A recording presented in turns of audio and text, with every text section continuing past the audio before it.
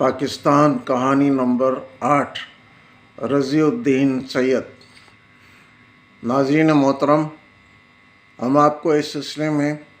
پاکستان کی مختلف دلچسپ کہانیاں حب الوطنی سے بھرپور اپنی پرانی قسطوں میں بتاتے رہے ہیں۔ آج ہم آپ کو بتانا چاہتے ہیں کہ تحریک آزادی مسلم ممالک مصر، شام، انڈونیشیا، ترکی اور پاکستان وغیرہ میں اس کے جو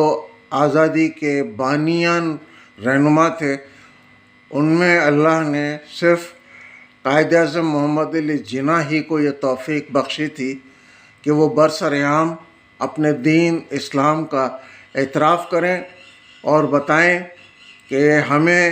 نئے ملک میں اسلام کے علاوہ کوئی اور نظام نہیں چاہیے۔ انہوں نے پریس کانفرنسوں میں، وائسرائے کے دربار میں اور مسلم لیگ کے عام اجلاسوں میں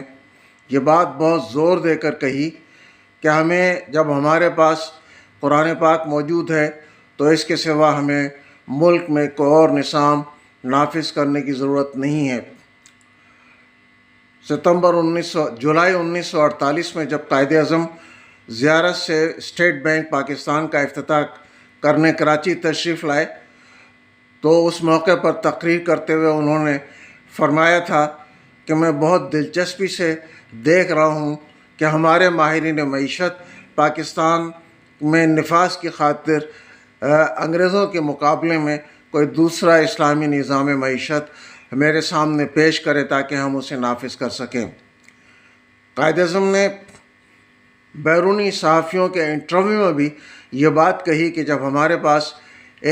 ہمیں کوئی نہ سوشلزم چاہیے نہ کوئی دوسرا ازم چاہیے، ہمارے پاس اسلام موجود ہے۔ ان کی دین سے محبت کا یہ حال تھا کہ اسلامیہ گرلز کالج پشاور میں جب انہوں نے طالبات کے سامنے تقریر کی تو اس میں پاکستان کی جدوجہد کی خاطر انہوں نے ان میں ولولہ پیدا کیا، لیکن کبھی نہیں کہا کہ جو طالبات یہاں برقع پہن کر موجود ہیں وہ اپنا برقع اتار دیں۔ مولانا محمد علی جوہر کی بیگم مسلم لیگ کے اجلاس میں مکمل برقعے کے ساتھ شریک ہوتی تھیں۔ تو اس لحاظ سے ہمیں اپنے قائد اعظم پر فخر کرنا چاہیے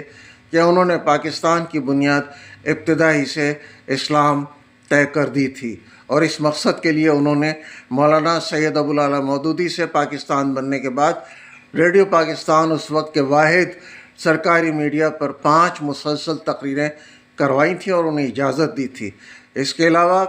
یہودی نو مسلم لیوپولڈ اسد کو، جو پاکستان ہی میں ٹھہر گئے تھے، کہا تھا کہ آپ کے لیے ہم ایک محکمہ ریکنسٹرکشن آف اسلامک ویلیوز کے نام سے قائم کرتے ہیں، اور انہیں اس کا سربراہ بنایا تھا کہ وہ ہمیں آؤٹ لائن دیں کہ ہم کس طرح سے ملک میں اسلامی نظام قائم کر سکتے ہیں۔ یہ تھے ہمارے قائد اعظم محمد علی جناح۔ پاکستان کہانی نمبر 8 رضی الدین سید۔ بہت شکریہ۔